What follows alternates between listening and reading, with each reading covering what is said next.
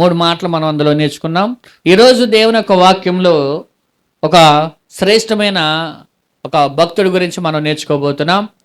అతని పేరు యాకోబు. ఎవరు? యాకోబు. యాకోబు అనగా మోసగాడు.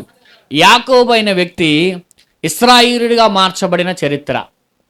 అసలు అసలు క్రైస్తవుల లేదా క్రైస్తవ లోకంలో అసలు మొదటిగా యాకోబు నుంచే 12 గోత్రాలు మొదలైనవి. ఇశ్రాయేలు అన్న పేరు మొదలైన చరిత్ర అక్కడే. ఈ గ్రంథంలో మనం చూస్తే దేవుడు ఎప్పుడు కూడా అబ్రహాము, ఇస్సాకు, యాకోబుల దేవుడు అని ఎప్పుడు పరిచయం చేసుకుంటూ ఉంటాడు. ఇక్కడ మనం చాలా మాటలు మనం నేర్చుకోవాలి ఈరోజు. యాకోబు జీవితాన్ని మనం కనుక ఆదర్శంగా తీసుకుంటే, లేకపోతే యాకోబు జీవితం ద్వారా ఈరోజు కొన్ని సత్యాలు మనం నేర్చుకుంటే మీ కుటుంబాలకు ఎంతో ప్రయోజనకరంగా ఉంటుంది. హల్లెలూయా.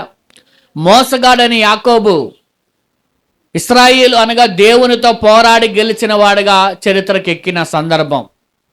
ఒక వ్యక్తి పేరు ఒక దేశము పేరుగా మార్చిన ఒక సందర్భం. ఇదంతా కూడా ఎలా జరిగింది అనేది మనందరికీ స్టోరీ తెలుసు. యాకోబు ఏం చేశాడో తెలుసు. యాకోబు ఎలా పారిపోయాడో తెలుసు. యాకోబు ఎలాగా కష్టపడ్డాడో తెలుసు. యాకోబు ఎలాగా దేవుని దగ్గర కూర్చున్నాడో తెలుసు. యాకోబు యొక్క 12 మంది సంతానం మనందరికీ ఎలా స్టార్ట్ అయిందో అందరికీ కూడా తెలిసిన సత్యాలు ఇవన్నీ. వీటిలోంచి ఒక 8 మాటలు ఈరోజు యాకోబు యొక్క జీవితంలోంచి ఒక 8 మాటలు ఆత్మీయ సత్యాలను ఈ ఉదయకాలమున మనం నేర్చుకుందాం. గట్టిగా దేవుని స్తోత్రం చెప్పండి. అందరూ గట్టిగా హల్లెలూయా. యాకోబు జీవితంలో మనం తెలిసిందే అందరికీ. యాకోబు యొక్క చరిత్ర అందరికీ తెలిసిందే. యాకోబు తండ్రి ఎవరు? నేను 3 చెబుతాను, మిగతా వాళ్ళు తెలియదా? ఇస్సాకు తండ్రి ఎవరు? యాకోబు అన్నయ్య ఎవరు? మర్చిపోకూడదు. సరే, ఇప్పుడు ఒక వాక్యాన్ని మనం నేర్చుకుందాం. మొదటి మాట మనం నేర్చుకుందాం.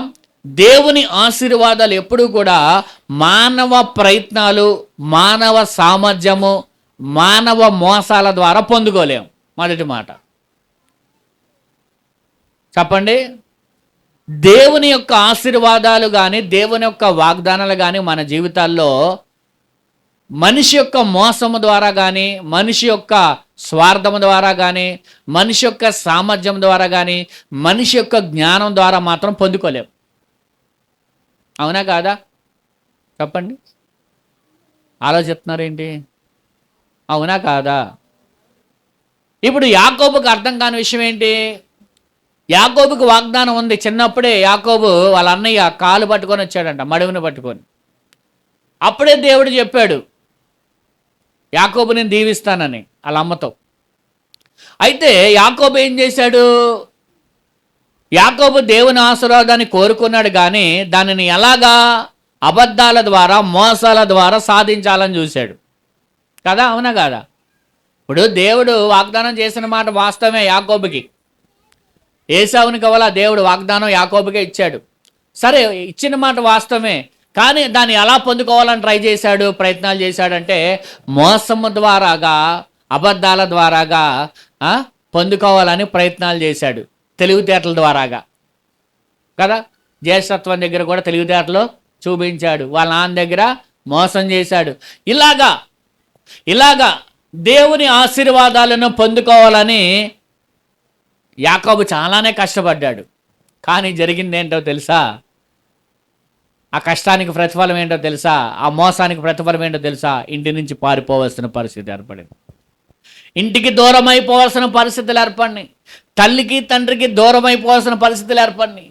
అరణ్యంలోకి వెళ్ళిపోవాల్సిన పరిస్థితులు ఏర్పడినాయి. ఎంతో బాధాకరమైన జీవితం, ఎంతో శ్రమలతో కూడిన జీవితం, ఎన్నో కష్టాలు, శ్రమలు అనుభవించాడు యాకోబు.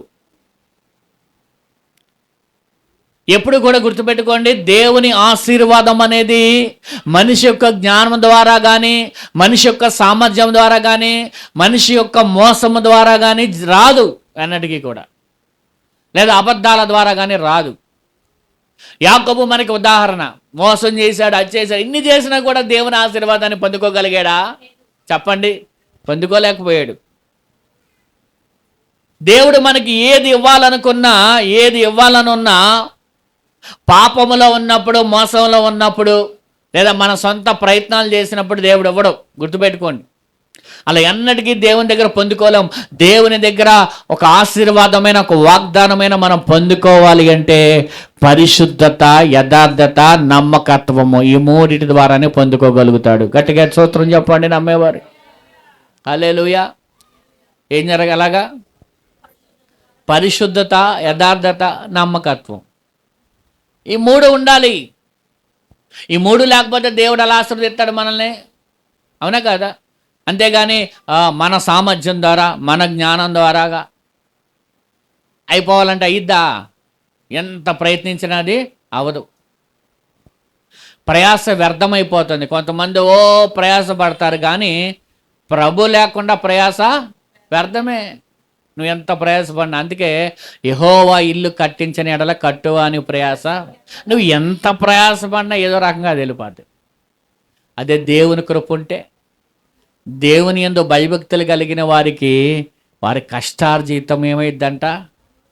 అనుభవిస్తారంట వాళ్ళు. ఇప్పుడు నీ కష్టార్జితాన్ని నువ్వు అనుభవించాలి, కానీ నీ కష్టార్జితం వృధాగా పోవడం ఏంటి? చాలామంది కష్టార్జితం వృధాగా పోతుంది. కష్టపడతారు పాపం, రాత్రి పగలు రెక్కల ముక్కలు చేసుకొని కష్టపడుతున్నారు. భార్యాభర్తలు కష్టపడే వాళ్ళు ఉన్నారు. ఎంత కష్టపడినా కానీ అక్కడ ఏం నిలవట్లేదంట. చెప్పండి, కష్టార్జితం నిలవట్లా. ఏమైపోతానే తెలియదు. దేవుని కృప లేకపోతే అంతే. దేవుని కృప అంటే నువ్వు సంపాదించింది 100 రూపాయలైనా అందులో కొంత దేవుడు నిలబెడతాడు నీకు. లేదా ఆ 100 రూపాయలు కూడా నువ్వు తృప్తిగా తినే కృపను దేవుడు నీకు ఇస్తాడు. గట్టిగా దేవునికి స్తోత్రం చెప్పండి. అదే కష్టపడతారా, కష్టార్జితం నిలవదు. అందుకే అంటున్నాడు ఆ కీర్తనలో, యెహోవా యందు భయభక్తులు కలిగిన వారు వారి కష్టార్జితము వారు అనుభవిస్తారంట. దేవుని కృప ఉండాలండి. దేవుని కృప లేకపోతే, దేవుని దయ లేకపోతే, దేవుని కృప, దేవుని దయ ఎవరికి వస్తుందంటే ఎవరైతే యథార్థంగా భక్తి చేస్తారో, ఎవరైతే నమ్మకంగా ఉంటారో, ఎవరైతే పరిశుద్ధంగా జీవిస్తారో, ఎవరైతే దేవునికి ఇష్టానుసారంగా బ్రతుకుతారో వాళ్ళకి దేవుడు ఇస్తాడు. దేవుడు తన నియమానికి, తన నిబంధనకు విరుద్ధంగా ఏది చేయడు. దేవుడు ఏది చేసినా ఒక నిబంధన పెట్టే చేశాడు. గుర్తుపెట్టుకోండి. అబ్రహామును దేవుడు దీవించాలన్నా 17వ అధ్యాయంలో దేవుడు ఏం పెట్టాడు? ఆదికాండంలో ఒక నిబంధన పెట్టి అప్పుడు దీవించాడు. ఇదిగో నీకు ఒక నిబంధన పెడతానా, ఈ నిబంధన ద్వారానే నిన్ను ఏం చేస్తాను? ఆశీర్వదిస్తా. ఏదైనా దేవుడు ఊరికే చేయడు కదా. అందుకే మనం చూడాలి, యాకోబు మాట్లాడితే ఎట్లాగైనా సరే ఈ వాగ్దానాన్ని లేదా ఎట్లాగైనా ఆశీర్వాదం పొందుకోవాలని చేయాల్సిన ప్రయత్నాలన్నీ చేశాడు, కానీ ప్రయోజనం లేదు. ఈరోజు దేవుని ప్రజలారా, ఈరోజు యాకోబు ద్వారా మనం నేర్చుకోవాల్సిన సత్యం ఏంటి తెలుసా? మీరు ఎంత ప్రయాసపడినను, ఎంత ఎలాగైనా సరే దీవించబడాలని మానవ జ్ఞానము, సామర్థ్యము లేదా మోసము ఏది చేయాలనుకున్నా కూడా దేవుని కృప లేనిదే మనం దీవించబడలేము. గుర్తుపెట్టుకోండి. అదే యాకోబు జీవితంలో మనం నేర్చుకోవాల్సిన సత్యం. మోసం చేశాడు, అబద్ధాలు ఆడాడు, ఎన్ని చేసినా సరే ఆశీర్వాదం వచ్చిందంటే రాలా. దేవుడు తన ఆశీర్వాదాన్ని ఎవరికి ఇస్తాడు చెప్పండి? యథార్థవంతులకు ఇస్తాడు, పరిశుద్ధులకు ఇస్తాడు, నమ్మకంగా ఉండి నీతిమంతుల తల మీదకి ఆశీర్వాదం వచ్చను. సామెతలు 10:6 ఏమొస్తుంది?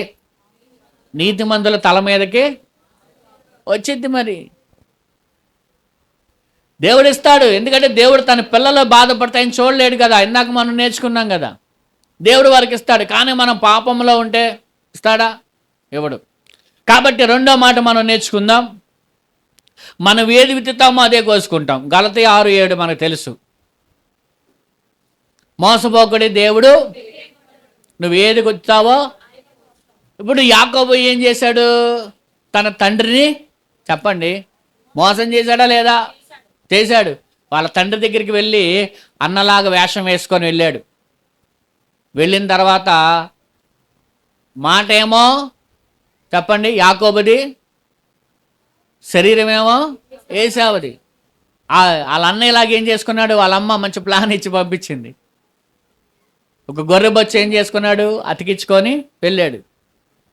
వాళ్ళ నాన్నకి కళ్ళు కనబడే వృద్ధాప్యంలో ఉన్నాడుగా పాపం. ఇదేంటి వాయిస్ ఏం వేరేలాగా ఉంది అనుకున్నాడు.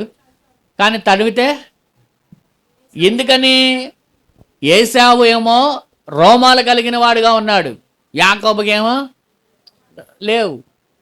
అందుకని ఇప్పుడు ఏం చేశారంటే అతికించుకొని వేషం వేసుకొని వెళ్ళాడు అనమాట తండ్రి దగ్గరికి. వేషం వేసుకొని వెళ్ళి తండ్రిని మోసం చేశాడు. ఇతన్ని ఎవరు మోసం చేశారు తర్వాత, వాళ్ళ మామ ఎవరు, లాబాను. ఇతను మోసం చేశాడు కాబట్టి అదే మోసం ఎవరికి వచ్చింది, దేవునికి స్తోత్రం చెప్పండి ఒకసారి. దీన్ని బట్టి మనకేమర్థమవుతుంది, మనం ఏది చేస్తే మోసం చేసిన వ్యక్తికి మోసమే ఎదురైంది. ఒక సామెత ఉంది తెలుసా, తలను దన్నేవాడు ఉంటేనంట, తలను దన్నేవాడు ఉంటే తాటి దన్నేవాడు ఉంటాడంట. నువ్వే మోసగాడు అయితే నీకంటే మోసగాడు వాళ్ళ మామ. యాకోబే మోసగాడు అంటే యాకోబు కంటే మోసగాడు ఎవరు, వాళ్ళ మామ. చూడండి, ఎప్పుడు కూడా దేవుని బిడ్డలారా మనం ఏది విత్తుతామో అదే కోసుకుంటాం. దేవునికి స్తోత్రం. అంటే ఇప్పుడు నువ్వు కోసుకునేది దేని మీద ఆధారపడి ఉంది, అంతే కదా. ఇప్పుడు నీకు పంట కావాలి, విత్తనాలు లేకుండా పంట వచ్చిద్దా, రాదు. నువ్వేది విత్తుతావో అదే కోసుకుంటావు. అందుకే అన్నాడు, పిడికెడు విత్తనములు కన్నీటితో విత్తువాడు సంతోషంతో పనులు కోసుకుంటాడు. ఈరోజు నువ్వు ఏం విత్తావు, కానీ నీకు మాత్రం ఏం రావాలి,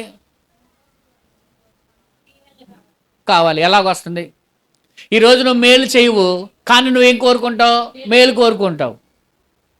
ఈరోజు నువ్వు విత్తావు, కానీ ఏం కావాలి నీకు, ఎట్లాగొస్తుంది అది? అందుకే అంటాడు మోసపోకండి, మోసపోకండి. నువ్వు ఏది విత్తావో అదే కోసుకుంటావు. నువ్వు ఎదుటి వారికి ఏది చేస్తే అదే నీకు తిరిగి వస్తుంది. అది మంచైనా చెడైనా, అది మేలైనా కీడైనా. అదే నువ్వు దేవుని సందులో నువ్వు ప్రవర్తించే ప్రవర్తన బట్టే దేవుడు నీకు కూడా రెట్టిస్తాడు. నువ్వు ఎవరైనా క్షమిస్తే దేవుడు నిన్ను క్షమిస్తాడు. నువ్వు ఎవరినైనా కనుకరిస్తే దేవుడు నిన్ను కనుకరిస్తాడు. ఎవరికైనా నువ్వు మేలు చేస్తే దేవుడు కూడా నీకు మేలు చేస్తాడు కదా. అదే కదా వాక్యం చెప్తుంది. అంటే ఇప్పుడు ప్రభు దగ్గర నుంచి నువ్వు ఏది పొందుకోవాలన్నా అది నీ చేతిలోనే ఉంది దేవుని బిడ్డ. ప్రభు దగ్గర నువ్వు ఏది పొందుకోవాలన్నా, నువ్వు ఏది చేస్తే అది నీకు రిటర్న్ వస్తుంది. నువ్వు ఏది చేసినా అది వస్తాయి. కాబట్టి మనం ఏం చేయాలి, ఇప్పుడు మనం ఏది విత్తితే అది కోసుకుంటాం అని రైతు ఏం చేస్తాడు, ఏ పంట కావాలో ఆ విత్తనాలు విత్తుకుంటాడు కదా. ఇప్పుడు రైతుకి వరి పంట కావాలనుకున్నాడండి, ఏం విత్తుకోవాలి, గోధుమలు కావాలనుకుంటే, ప్రత్తి కావాలనుకుంటే.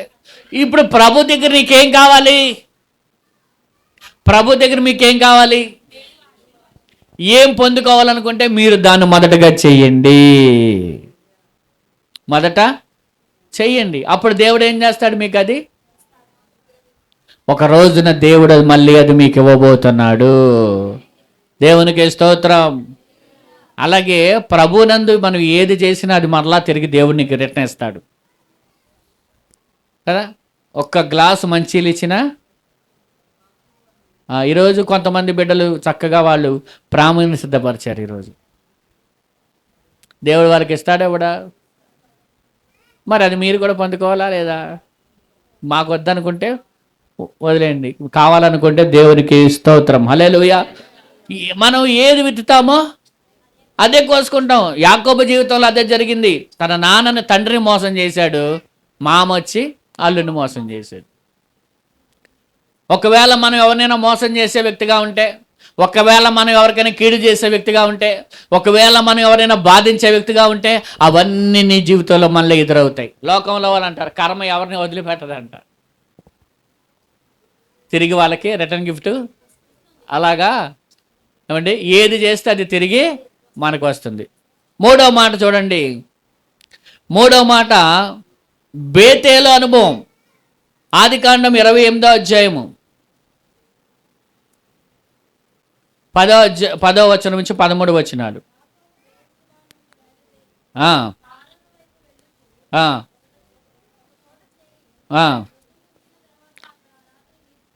ఆ,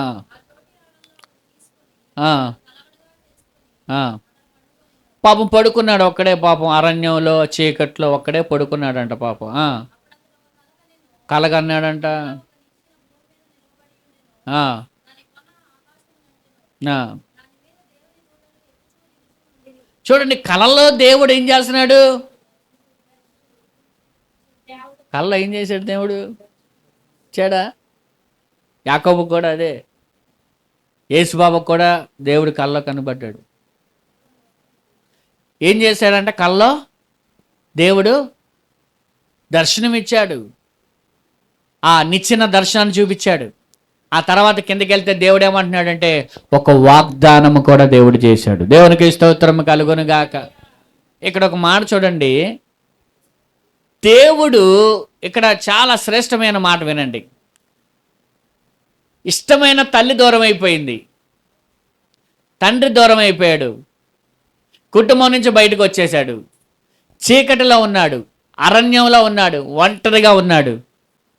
ఆ ఒంటరిగా ఉన్న వేళలో, శ్రమల్లో ఉన్న వేళలో దేవుడు ప్రేమతో యాకోబుని దర్శించాడు. ఏం చేశాడు? దేవుడు దర్శించాడండి యాకోబుని. నిజంగా చెప్పాలంటే ఒక మాట చెప్తా వినండి. ఒక దైవజన్ చెప్పిన మాట చెప్పాను. మనము దేవుని వెంట పరిగెడితే దేవుడు మన పిల్లల వెంట పరిగెడతాడు. నిజం. మనము దేవుని వెంట పరిగెడితే దేవుడు మన పిల్లల వెంట పరిగెడతాడు. అబ్రహాము దేవుని వెంట పరిగెడితే దేవుడు గెరారులో ఉన్న ఇస్సాకు దగ్గరికి వెళ్ళాడు. దేవునికి స్తోత్రం. ఇక్కడ ఎక్కడో ఉన్న అరణ్యంలోకి ఎవరు వెళ్ళారు? అరణ్యంలో యాకోబు ఉన్నాడు, కానీ యాకోబు దగ్గరికి ఎవరు వెళ్ళారు? యాకోబు దేవుడి దగ్గరికి వెళ్ళాడా? దేవుడు యాకోబు దగ్గరికి వెళ్ళాడా? దేవునికి మహిమ కలుగును గాక. చూడండి, మనము దేవుని వెంట పరిగెడితే దేవుడు మన పిల్లల వెంట పరిగెడతాడు. ఇది వాస్తవం. అందుకే ఇస్సాకు దగ్గరికి వెళ్ళాడంట కరువులో. వెళ్ళి, అయ్యా నువ్వు బాధపడమాక, నేనున్న చోట నువ్వు ఉండు, నువ్వు అక్కడ నేను చెప్పిన చోట నువ్వు ఉండు, నువ్వు అక్కడ ఉంటే నీకు తోడుగా ఉంటా. ఇక్కడ కరువు వచ్చిందని నువ్వేం భయపడమాక, ఇక్కడ అందరికీ కరువు రావచ్చేమో కానీ నీకు మాత్రం కరువు రాదు. దేవునికి స్తోత్రం. ఇక ఎవరికైనా కరువు వచ్చింది, ఇక్కడ రాదు నీకు. ఎందుకో తెలుసా? నేను నీకు తోడుగా ఉన్నాను కాబట్టి. నీ అబ్రహాము నా వెంట పరిగెట్టాడు కాబట్టి ఇప్పుడు నీ వెంట నేను వస్తున్నా, నీ దగ్గరికి నేను వచ్చా. అందుకే నీకు కరువు రాదు. నువ్వు విత్తనం వేయి, నూరింతల ఆశీర్వాదం నీకు ఇస్తా. దేవునికి స్తోత్రం కలుగును గాక. దేవుడిచ్చే ఆశీర్వాదము పరిస్థితులతో సంబంధం లేదు. అక్కడ ఎలాంటి పరిస్థితులు ఉన్నా దేవుని బిడ్డలకి దాంతో సంబంధం లేదు. సారేపాతు వెధవరాలు ఆ కాలంలో 3 సంవత్సరాలు వర్షం పడకపోయినా సారేపాతు ఇంటిలో సమృద్ధి ఉంది. ఇస్సాకు ఆ కరువు కాలంలో విత్తనం వేస్తే నూరింతల ఆశీర్వాదం వచ్చింది. హల్లెలూయా. దేశమంతా కరువు వచ్చినా ఏలియాకు మాత్రం కరువు లేదు. ఎందుకంటే దేవుడు తోడుగా ఉన్నాడండి. దేవుడు తోడుగా ఉన్న వాళ్ళకి చెప్పండి ఏ కొదువ ఉండదు. దేవుడికి కరువు రానివ్వడు. అక్కడ మనం చూస్తే అదే. పాపం ఒంటరిగా ఉన్నవాడి దగ్గరికి వెళ్ళి దేవుడు తన ప్రేమతో దర్శనమిస్తున్నాడు. హల్లెలూయా. ఈరోజు మనందరినీ దేవుడు కూడా అలా దర్శించిన వాడే. ఏం చేశాడండి మనల్ని? దేవుడు మనల్ని దర్శించాడు. ఎప్పుడు కూడా దేవుడు మనల్ని ఒంటరిగా ఉన్నప్పుడే దేవునికి మనం దగ్గర అవుతాం. గుర్తుపెట్టుకోండి ఎప్పుడైనా విషయాన్ని. ఎప్పుడంటే ఆ విషయం చెప్తాను, దాని గురించి కొన్ని మాటలు మనం నేర్చుకుందాం. తర్వాతగా 4వ మాటకు మనం వెళ్ళిపోదాం, సమయం అయిపోతుంది. 4వ మాట మనం చూద్దాం. 4వ మాట, దేవుడు మనల్ని వాడుకోక ముందు మన శక్తిని, మన గర్వాన్ని అన్నిటినీ విరుస్తాడంట. ఏం చేస్తాడు? దేవుడు మనల్ని వాడుకునే ముందు ఏం చేస్తాడో తెలుసా? మన శక్తిని, మన గర్వాన్ని, మన అన్నిటిని కూడా విరుస్తాడు. వాక్యంలో మనం చూస్తే ఆదికాండం 32:25 చదవండి. ఆదికాండము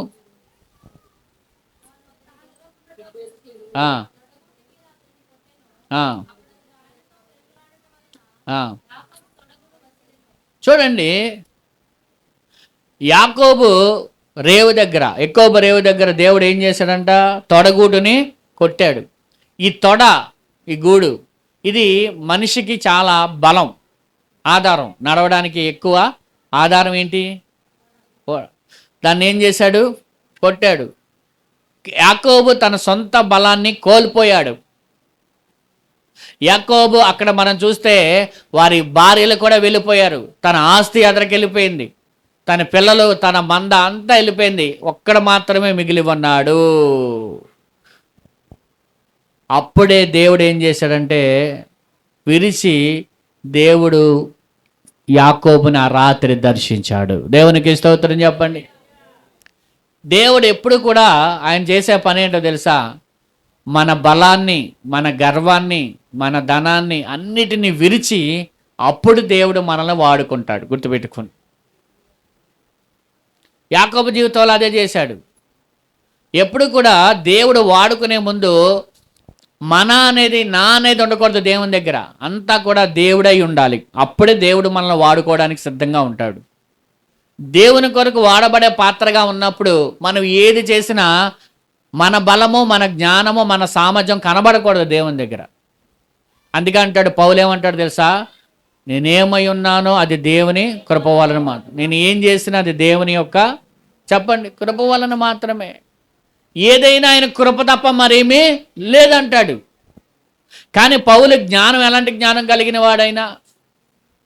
పౌలు ఎలాంటి వాడు? సన్హెద్రిన సభలో ఒక అధ్యక్షుడిన, అధికారం కలిగిన వాడు, ప్రధాన యాజకులతో పాటు ఉన్నవాడు ఇతను. కానీ అన్నీ ఉన్నా కూడా, గుర్తుపెట్టుకోండి, అన్నీ ఉన్నా కూడా ఏమీ లేనివాడుగా ఉన్నాడు. దేవునికి మహిమ కలుగును గాక. ఈరోజు దేవుడు మనందరినీ వాడుకొనును గాక. మనలో ఉన్న సామర్థ్యము, బలము, గర్వము అన్నిటిని దేవుడు విరిచివేయునుగాక. అన్నిటిని ఏం చేస్తాడు? ఆయన విరిచివేస్తాడు. ఈరోజు నేను ఒక మాట రాత్రి అని చెప్పింది, 2 మాటల్లో ఒక మాట చెప్పా. గలతీ పత్రికలో 2వ మాట ఏం చెప్పాను నేను? చూడండి, గలతీ పత్రిక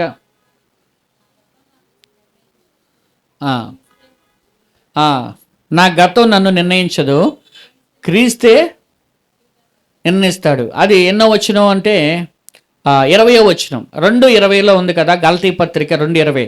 నేను క్రీస్తుతో కూడా సిలువ వేయబడి ఉన్నాను, ఇకను జీవించేవాడు నేను కాదు, క్రీస్తే నా యందు జీవించున్నాడు. ఈ మాట చెప్పగలడానికి చాలా దమ్ము కావాలి. నేను క్రీస్తుతో కూడా సిలువ వేయబడి ఉన్నాను, ఇక మీదట నాలో జీవించేవాడు నేను కాదు, క్రీస్తే నాలో. ఇది ప్రతి రక్షణ పొందుకున్న ప్రతి బిడ్డకి వర్తించే వాక్యం ఇది. మనలో ఎవరు ఉండాలి? ఎవరు జీవించాలి? మనలో మనము జీవించకూడదని చెప్పా. ఎందుకని? మనము క్రీస్తుతో కూడా పాత జీవితం ఏమైందంట? సిలువ వేయబడింది. ఇది చూడాలి. మనలో మనము సిలువ వేయబడినప్పుడు మన జీవితము, మనలో ఎవరు ఉండాలంటే క్రీస్తు. నీలో నువ్వు ఉంటే క్రీస్తు నీలో ఎలా జీవిస్తాడు? అంతేనా కాదా? మనలో ఎవరు జీవించాలి? ప్రభు. ఎదుటివారికి నీలో ఎవరు కనబడాలి? ప్రభు కనబడాలి. ప్రభు స్వభావం నీలోకి రావాలి. కానీ మనలో ఏం కనబడుతుంది చెప్పనా? మన మాటలే, మన ఆలోచనలే, అవునా కాదా? మన జ్ఞానమే, మన సామర్థ్యమే కనబడుతుంది. కానీ క్రీస్తుతో కూడా సిలువ వేయబడిన దేవుని బిడ్డ, నీలో ఎవరు కనపడాలంటే నీలో ప్రభు కనపడాలి. నీలో ప్రభు జీవిస్తేనే క్రీస్తు స్వభావం నీలోకి రావాలి. నీ స్వభావమే కనబడుతుంది కదా, నీలో కనబడట్లేదా? మనలో మన స్వభావమే కనబడుతుందా? దేవుని స్వభావం కనబడుతుందా? మనలో ఎవరి స్వభావం కనబడాలి? దేవుని స్వభావం కనబడాలి. ఈరోజు బల్లారాధన సందర్భంగా మన స్వభావము క్రీస్తులో సిలువ వేయబడాలి. దేవుని స్వభావం నీలో కనబడాలి. అప్పుడే దేవుడు నిన్ను వాడుకుంటాడు. దేవునికి స్తోత్రం చెప్పండి. దేవుడు వాడుకోవడానికి నీ జ్ఞానము కాదు, నీ సామర్థ్యము కాదు కావాల్సింది. దేవునికి ఏం కావాలో తెలుసా? నిన్ను వాడుకోవడానికి దేవునికి విధేయత కావాలి. ఏం కావాలి? దేవుడికి నువ్వు విధేయుడు అవ్వు చాలంతే, దేవుడు నిన్ను వాడుకుంటాడు. నీ సామర్థ్యంగా అవసరంలా, దేవుడికి సామర్థ్యం కాదు, విధేయత కావాలి. ఏం కావాలి? విధేయత కావాలి, లోబడే విధానం కావాలి, మాట వినే విధానం కావాలి దేవునికి. అలాంటి వారిని దేవుడు వాడుకోగలుగుతాడు ఖచ్చితంగా. అంతేగాని మన బలము మన సామర్థ్యం అన్నీ నశించునుగాక. అందుకే ఇక్కడ అన్నాడు, ఎవరు బ్రతకాలంటే మనలో, ఎవరు జీవించాలంటే మనలో? క్రీస్తు. క్రీస్తు స్వభావం మనలోకి రావాలిగా, ప్రభు నీలో ఉన్నాడని ప్రజలు గుర్తించాలిగా.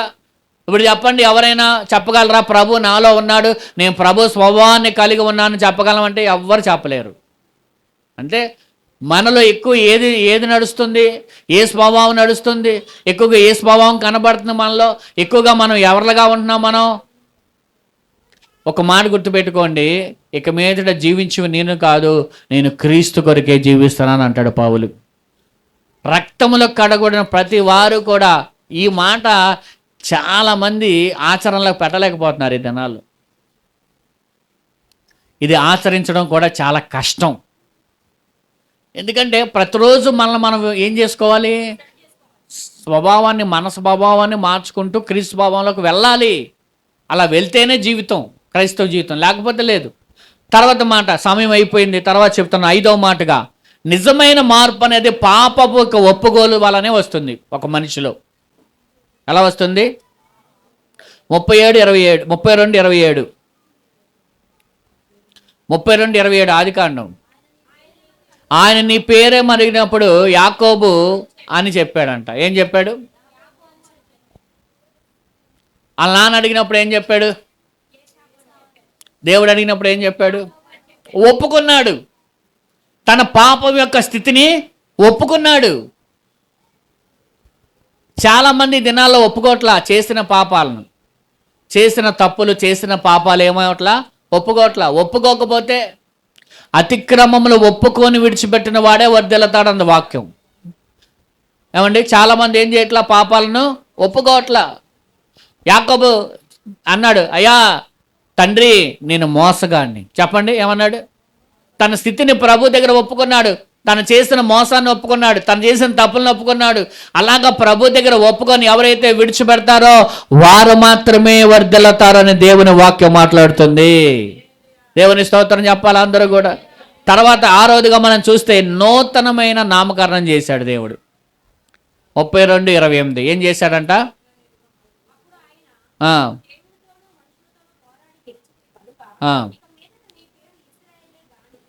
చూడండి, ఎప్పుడైతే ఒప్పుకొని విడిచిపెట్టాడు, వెంటనే దేవుడు ఏం చేశాడంట?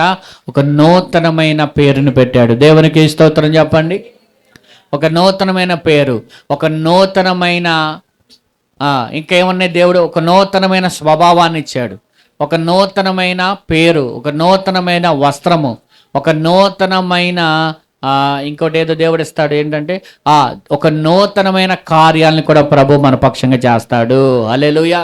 ఒకటి నూతనమైన స్వభావము, నూతనమైన పేరు, నూతనమైన కార్యాలు, నూతనమైన వస్త్రము దేవుడు మనకిస్తాడు. ఎప్పుడో తెలుసా? ఒప్పుకొని విడిచిపెట్టినప్పుడు. ఎన్ని మాటలైనాయి? 6 మాటలైనాయి. 7వదిగా 32:22-23 వచనాలు. 7వది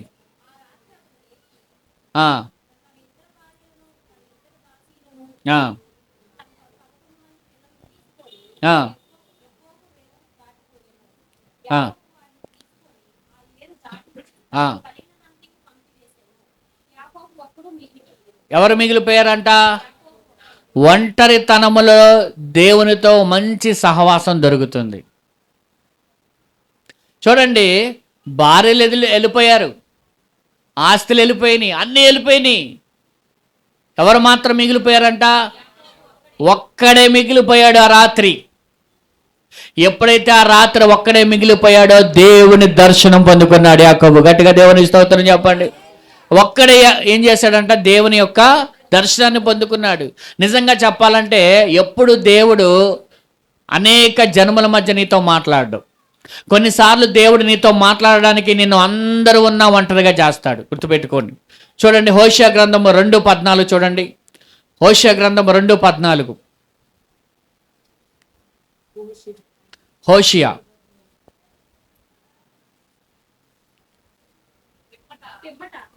చదవండి. ఆ, ఆ. ఏం చేస్తాడంట? పిమ్మట ఆకర్షించి అరణ్యంలోకి తీసుకెళ్ళి అక్కడ ప్రేమతో మాట్లాడతాడంట. ఎక్కడ ప్రేమతో మాట్లాడతాడు? ఎందుకని? ఒంటరిగా ఉన్నప్పుడే దేవుడు నీతో మాట్లాడతాడు. ఒంటరిగా ఉన్నప్పుడే దేవుని కృప దొరుకుతుంది. ఒంటరిగా ఉన్నప్పుడే దేవుని సహవాసంలో నువ్వు ఉండగలుగుతావు. అలాగే నిర్గమాకాండంలో కూడా ఒంటరిగా ఉన్న నిర్గమాకాండం 3:1-10 మనకు కనబడుతుంది. దేవుడు గొర్రెలు కాసుకుంటున్నా చెప్పండి మోషేని దర్శించాడు దేవుడు. దేవునికి స్తోత్రం చెప్పండి.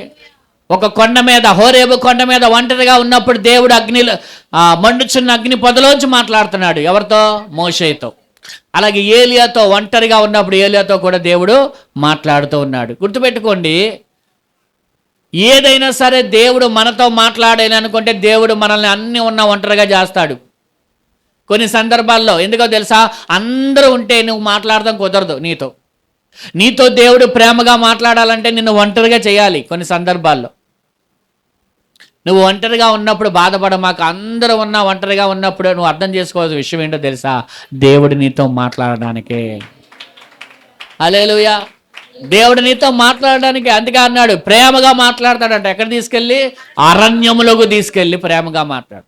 యాకోబుతో దేవుడు మాట్లాడడానికి అందరిని పంపించేసి ఒక్కడికి మిగిలిపోయిన తర్వాత అప్పుడు ఆ రాత్రి దేవుడు యాకోబుతో దర్శనం మొదలు పెట్టాడు. యాకోబుతో దేవుడు మాట్లాడటం మొదలు పెట్టాడు ఆ రాత్రి. హల్లెలూయా. ఈరోజు దేవుడు నీతో మాట్లాడాలనుకుంటున్నాడేమో. అందరూ ఉన్నాను, ఒంటరిగా ఉంటున్నావేమో. అది దేవుడు నీతో మాట్లాడడానికి. గుర్తుపెట్టుకో. హల్లెలూయా. చివరి మాటగా మనం చూస్తే గనక దేవుడు మనల్ని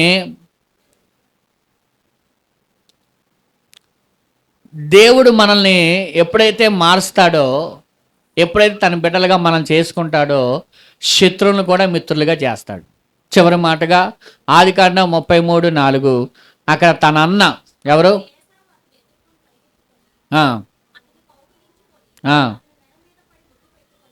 చూడండి ఏం చేశాడంట? చంపడానికి సిద్ధంగా ఉన్నాడు వాళ్ళ అన్న మోసం చేశాడని కదా. ఎన్నో సంవత్సరాల పగ అది, ఒకరోజుది కాదు, అది ఎన్నో సంవత్సరాల పగ. కానీ ఏమైందంట? శత్రువు కూడా చంపడానికి చూసిన అన్నయ్య ఇప్పుడు ఎలా ఉంటున్నాడంటే ఏం చేశాడంట? కౌగిలించుకొని మిత్రుల్లాగా చూసుకుంటున్నాడంట. దేవునికి స్తోత్రం. సామెతల 16:7 చూడండి. సామెతల 16:7 ఒకని ప్రవర్తన యెహోవాకి ప్రీతికరమైనప్పుడు దేవునికి స్తోత్రం చెప్పండి. వాని శత్రువుని కూడా వానికి ఏం చేస్తాడంట? ఎప్పుడు? ఎవరి ప్రవర్తన? మన ప్రవర్తన దేవునికి ఇష్టమైనప్పుడు, ప్రీతికరమైనప్పుడు అని ఉంది. అవునా? అంటే మన ప్రవర్తన దేవునికి ఎలా ఉండాలంట చెప్పండి? మన ప్రవర్తన దేవునికి ప్రీతికరమైనప్పుడు నీ శత్రువును కూడా దేవుడు నీకు మిత్రుడిగా మారుస్తాడు. చేశాడా లేదా యాకోబుకి? ఇంకెవరికి చేశాడు దేవుడు? దావీదు కూడా సౌలు చంపడానికి వచ్చినప్పుడు కూడా దీవించిన సందర్భం మనం చూసాం కదా. గుర్తుపెట్టుకోండి, మన ప్రవర్తన దేవునికి ప్రీతికరంగా ఉండాలి. అప్పుడు నీ ఎదురుగా ఉన్న శత్రువు కూడా ఎలా మారిపోతాడు? నీకు మిత్రుడిగా మారుస్తాడు దేవుడు. ఇప్పుడు నీ శత్రువు నువ్వు జయించాలంటే నువ్వేం చేయాలి? దేవునికి ఇష్టంగా బ్రతకాలి. అదేగా. ఇప్పుడు ఎదురుగా శత్రువు ఉన్నాడు, ఆ శత్రువు పద్దాక నన్ను ఇసుకిస్తున్నాడు, పద్దాక నన్ను బాధ పెడుతున్నాడు, నన్ను ఇబ్బంది పెడుతున్నాడు అని నువ్వు బాధపడతావు కదా. ఈరోజు ప్రభు ఏమంటున్నాడు తెలుసా? ఆ శత్రువు మారాలంటే నువ్వు చేయవలసిందల్లా ఒకటే, నువ్వు నాకు ప్రీతికరంగా నువ్వు బ్రతుకు అంటున్నాడు. హల్లెలూయా. అంటే దేవునికి నువ్వు ఇష్టమైనగా బ్రతికితే నీ ఎదురుగా ఉన్న శత్రువుని దేవుడు ఎలా మారుస్తాడు? నీకు మిత్రుడిగా మార్చాడు. అంటే నీకు ఎటువంటి ఇబ్బందులు లేకుండా దేవుడు మంచిగా ఒక మిత్రులుగా చేసేస్తాడంట. హల్లెలూయా. చెప్పండి, ఎన్ని వర్షాలు మనం నేర్చుకున్నాం? 8 మాటలు. ఒకటి, దేవుని ఆశీర్వాదాలు ఎప్పుడు కూడా చెప్పండి మోసము ద్వారాగా, చెప్పండి స్వార్థం ద్వారాగా, సామర్థ్యం జ్ఞానం ద్వారాగా రావు. రెండోది, మనం ఏది విత్తుతామో అదే కోసుకుంటాం. 3, దేవుడు మనల్ని చెప్పండి, మనల్ని బేతేలు అనమాట, దేవుడే మనల్ని వెతుక్కుంటూ వస్తాడు. మూడోది. నాలుగోదిగా మనం చూస్తే దేవుణ్ణి మనల్ని వాడుకునే ముందు మన గర్వాన్ని, మన జ్ఞానాన్ని, సామర్థ్యాన్ని అన్నిటినీ విరుస్తాడు. 5వదిగా, నిజమైన మార్పు ఒక పాపపు ఒప్పుకోలు ద్వారానే జరుగుతుంది. 6, దేవుడు ఏం చేస్తాడంటే ఒక నూతనమైన, మనకు కూడా కొత్త పేరు దేవుడు పెట్టాడు, అక్కడ పైన ఉంటాయి పేర్లు. తర్వాత ఒంటరితనములో కూడా దేవుడికి ఒక మంచి సహవాసం దేవుడు మనకి కలుగుతుంది. చివరిగా చెప్పండి, దేవునికి ప్రీతికరంగా మనం బ్రతికితే దేవుడు మన శత్రువులను కూడా. 8 మాటలు యాకోబు జీవితంలో మనం నేర్చుకున్నాం. ఈ 8 మాటలు మన జీవితంలో దేవుడు మనల్ని ఆశీర్వదించును గాక.